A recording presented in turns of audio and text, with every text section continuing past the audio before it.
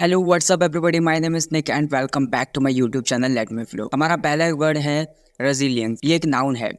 मतलब कोई भी पर्सन है वो परेशानियों से भरा हुआ है या फिर मुश्किलों से भरा हुआ है तो उससे तुरंत उबर पाने की क्षमता या फिर उससे तुरंत उबर पाने की एबिलिटी को आप रेजिलियंस बोल सकते हो। चंदू's resilience was evident when he trained tirelessly despite his injuries. मतलब चंदू की दृढ़ता तब साबित हुई जब उसे चोट लगी हुई थी, तब भी उसने जमकर ट्रेनिंग की। मतलब कुछ पाना चाहता था, कुछ करना चाहता था, तो उसके बाद भी, चोट लगने के बावजूद भी उसने अपनी ट्रेनिंग जारी रखी और वापसी करने या फिर अपने आप को मजबूत बनाए रखने की अपनी क्षमता दिखाई। Next word is Perseverance. ये एक नाउन है। इसका मतलब होता है कि कोई पर्सन है वो सफलता प्राप्त करना चाहता है, सक्सेस होना चाहता है, लेकिन उसके रास्ते में बहुत सारी कठिनाइयां आ गई हैं या फिर देरी हो गई है। उस चीज के बावजूद भी किसी काम करने में दृढ़ता या फिर कुछ पाने में दृढ़ता, मतलब एक ऐसी दृढ़ता जो कठिनाइयों से भरी हुई है, असफलताओं से भरी हुई है, बहुत सारा विरोध हो रहा है उस चीज के बावजूद भी कुछ करने के लिए लगातार प्रयास करना है या फिर कुछ पाने के लिए लगातार प्रयास करना है। चंदू's perseverance shown through as he practiced every day without fail। मतलब चंदू की दृढ़ता तब और भी ज्यादा निखर कर सामने आई जब उसने बिना रुके हर रोज प्रैक्टिस की। मतलब चंदू को बहुत सारी चैलेंजेस का सामना करना पड़ रहा था, बहुत सारी चुनौतियों का सामना करना पड़ रहा था, तो इन सारी चुनौतियों के बावजूद भी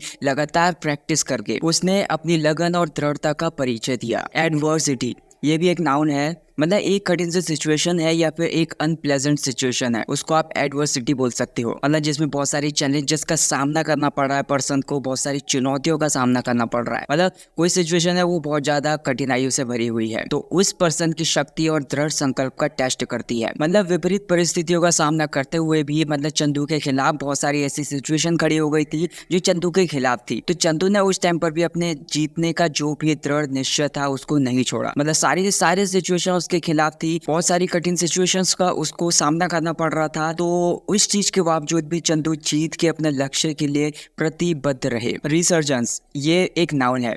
जैसे हमारी जो सक्सेस है उसका ग्राफ पहले ऊपर जा रहा था, फिर बीच में हमारी सक्सेस का ग्राफ नीचे चला गया, तो बहुत टाइम तक वो ऐसे ही चलता रहा, लेकिन फिर इस इनएक्टिविटी के बाद या फिर इस डाउनग्रेड के बाद दोबारा उठने की प्रोसेस को रिसर्जेंस कहते हैं। द फिल्म हाईलाइट्स चंदू's resurgence as a testament to his अंडरयील्ड स्पिरिट। मतलब फिल्म चंदू के हठीले और अटल स्वभाव के प्रमाण के रूप में दिखाया गया है। मतलब ये जो उदाहरण है ये दिखाता है कि फिल्म चंदू के दोबारा खड़े होने को दर्शाती है और अपने सिचुएशन को दोबारा प्राप्त करने के लिए चैलेंजेस पर काबू पाने, उसके दृढ़ संकल्प और लचीलेपन पर जोर देती है। फोर्टिट्यूड, ये एक नाउन है।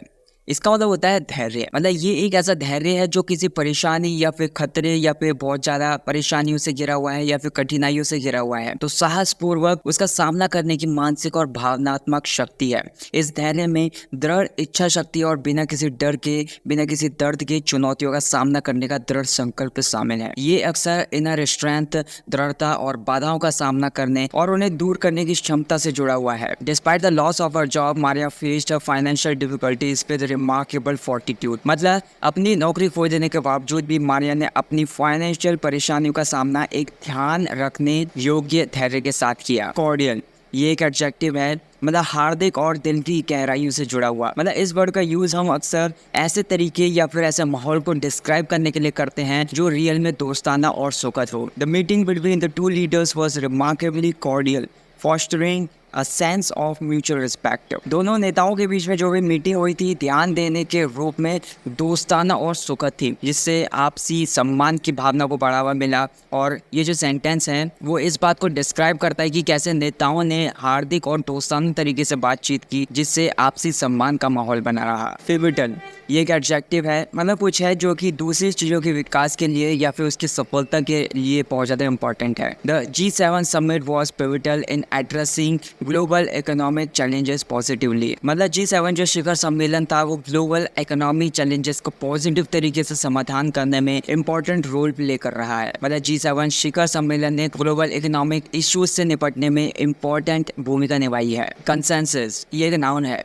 मतलब किसी विशेष मुद्दे पर लोगों के समूह के द्वारा बनाई गई राय या फिर सामूहिक राय बोल सकते हो। इसमें लोग अपनी राय शेयर करते हैं, अपना उस चीज के ऊपर दृष्टिकोण शेयर करते समय जोड़ देते हैं। अ consensus was reached on critical issues like economic recovery and climate change. मतलब आर्थिक सुधार और जलवायु परिवर्तन जैसे महत्वपूर्ण मुद्दों पर आम सहमति बनी। मतलब जो भी लोग उस मीटिंग में शामिल थे वे सबके सब आर्थिक सुधार और जलवायु परिवर्तन के महत्वपूर्ण विषयों पर सहमत थे और इन फील्ड में स्पेशल स्ट्रेटजीज या फिर कामों के लिए एक साथ मिलकर सपोर्ट दिखा रहे थे। सिनर्जी ये एक नाउन है, इसका मतलब होता है तालमेल। यहाँ पर तालमेल का मतलब होता है जब अलग अलग संस्थाएं एक साथ मिलकर इस तरह से काम करती हैं कि उनके एक साथ मिलकर एफर्ट्स लगाए जा रहे हैं वो ज़्यादा इफेक्टिव हो जाते हैं और वे पर्सनल रूप से और जो भी हासिल करना चाहते हैं उसको बेहतर रिजल्ट मिलता है। The summit showcased the synergy between the different nations to tackle global challenges. मतलब शिखर सम्मेलन में वैश्विक चुनौतियों से निपटने के लिए अलग अलग देशों के बीच तालमेल को दिखाया। मतलब शिखर सम्मेलन में एक साथ काम करने वाले अलग अलग देशों के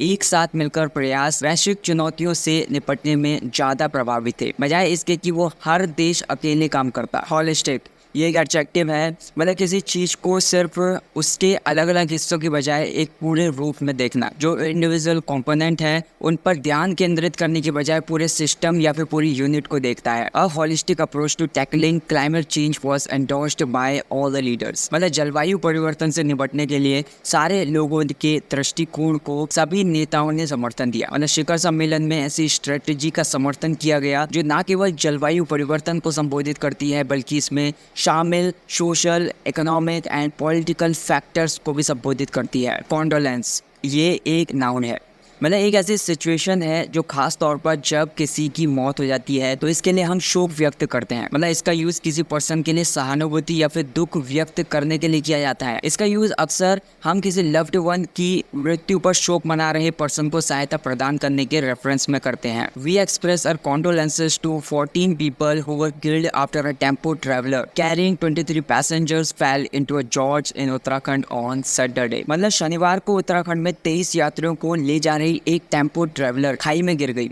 तो उसमें 14 लोगों की जान चली गई। तो हम उनके प्रति अपनी संवेदना व्यक्त करते हैं या फिर दुख व्यक्त करते हैं। So that's it guys for this video. I hope आपको ये वीडियो पसंद आई होगी। Thank you so much for watching this video.